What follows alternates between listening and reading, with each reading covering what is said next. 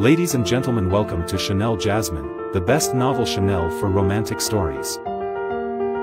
Hai guys, selamat datang di channel Jasmine, channel terbaik untuk menyimak novel-novel romantis. Mohon dukung channel ini dengan subscribe, like dan share video-video yang ada di channel ini. Terima kasih.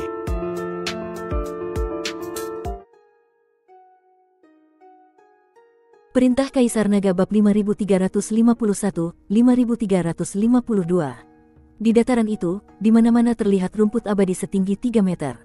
Daunnya dialiri oleh cahaya spiritual yang lembut. Di ujung beberapa rumput abadi bahkan tumbuh buah abadi berwarna merah terang, memancarkan gelombang energi spiritual yang menggoda.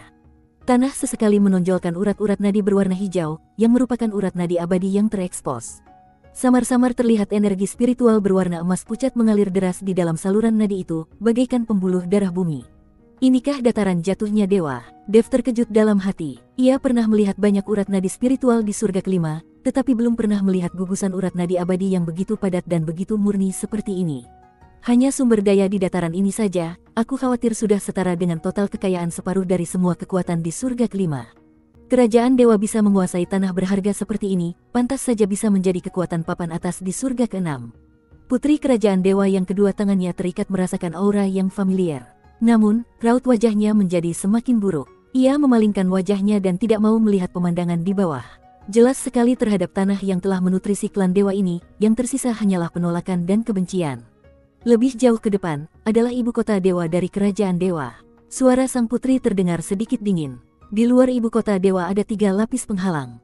Hanya mereka yang memegang lencana kerajaan dewa atau memiliki garis keturunan klan dewa yang bisa masuk.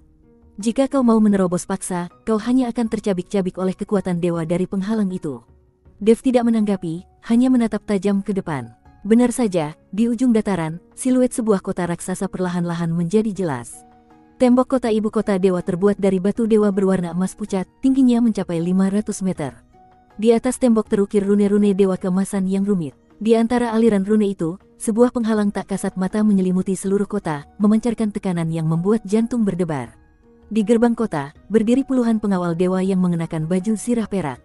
Aura setiap pengawal dewa berada di atas tingkat ke-7 ranah dewa bumi. Rune dewa bersayap ganda di tombak panjang mereka bersinar terang, penjagaannya sangat ketat. Dev membawa sang putri dan perlahan mendarat di depan gerbang kota. Begitu mendarat, 2 orang pengawal dewa segera melangkah maju, tombak mereka mengarah lurus ke arah Dev. Siapa kau? Berani-beraninya menerobos masuk ke ibu kota dewa. Cepat lepaskan yang mulia putri. Sang putri mengangkat kepala dan berkata dengan dingin, aku datang bersamanya atas kemauanku sendiri. Suruh komandan kalian keluar menemuiku. Para pengawal dewa saling berpandangan, wajah mereka dipenuhi kebingungan. Perintah yang mereka terima adalah menemukan kembali sang putri dengan segala cara. Sekarang sang putri diantar oleh seorang kultivator manusia dan berkata ia datang dengan sukarela.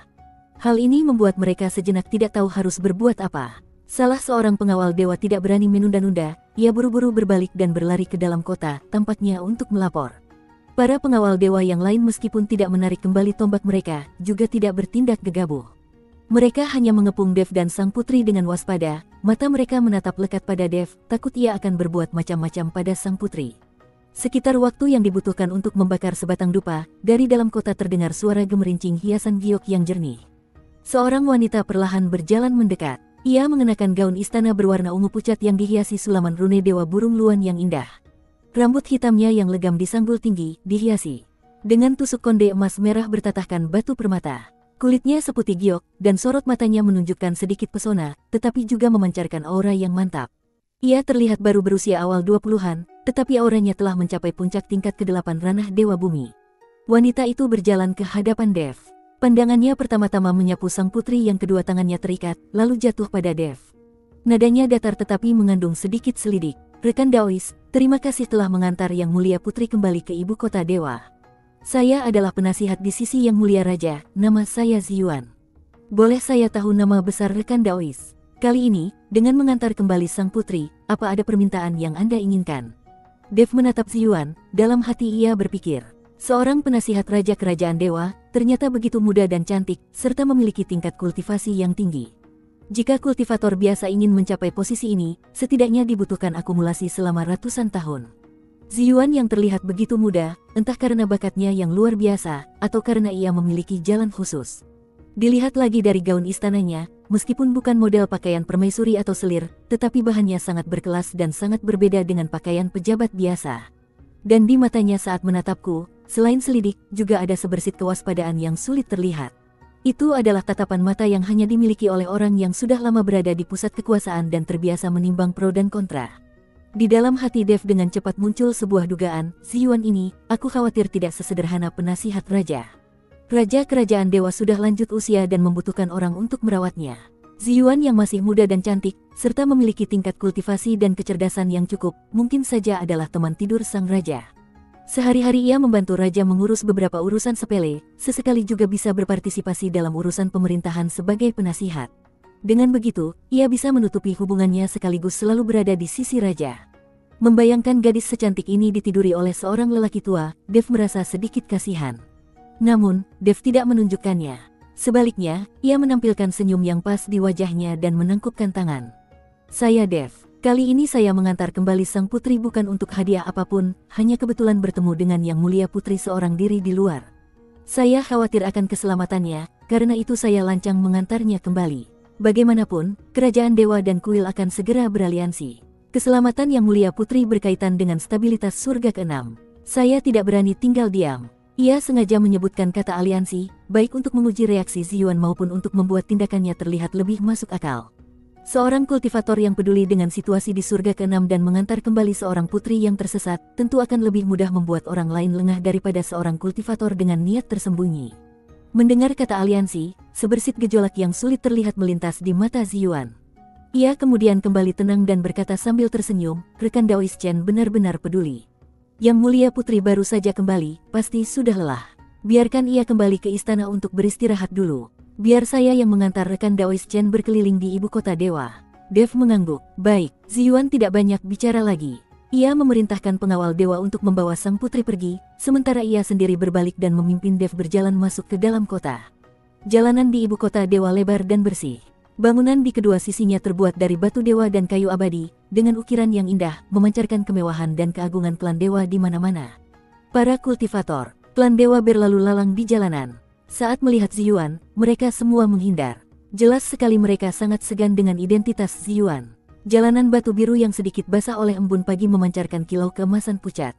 Dedaunan dari pohon-pohon dewa di kedua sisi menjuntai, menyaring cahaya matahari dan menaburkannya di bahu Dev. Ziyuan berjalan setengah langkah di depan. Ujung roknya yang bersulam burung luan bergoyang ringan seiring langkahnya. Tampak santai, tetapi sudut matanya selalu mengunci ekspresi Dev. Setiap beberapa langkah, ia akan menanyakan beberapa hal pada Dev.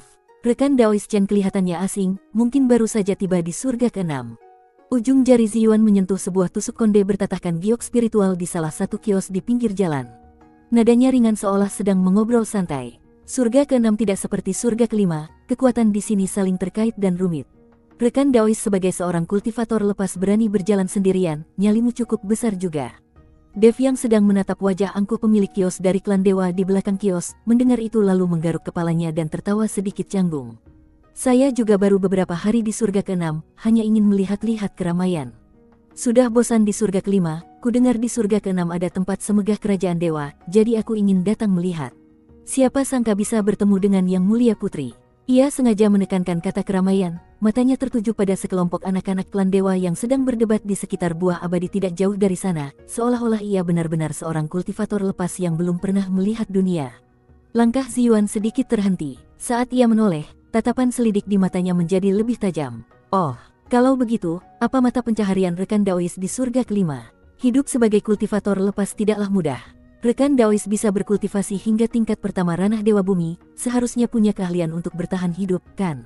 Kata-katanya tampak peduli, tetapi sebenarnya sedang memancing informasi. Jika Dev memiliki kekuatan di belakangnya, pasti akan terlihat celahnya saat ia berbicara tentang keahliannya, atau mungkin ia akan menyebutkan properti dari sekte tertentu. Namun, Dev seolah-olah tidak mendengar makna tersembunyi itu dan menghela napas. Apalagi yang bisa kulakukan? Membantu orang menjalankan tugas, mencari beberapa rumput abadi tingkat rendah untuk ditukar dengan batu abadi. Terkadang kalau beruntung, bisa memungut kertas jimat bekas yang dibuang orang lain, lalu aku coba menggambarnya sendiri. Tidak kusangka saat menangkap Yang Mulia Putri, ternyata benar-benar terpakai. Bersambung.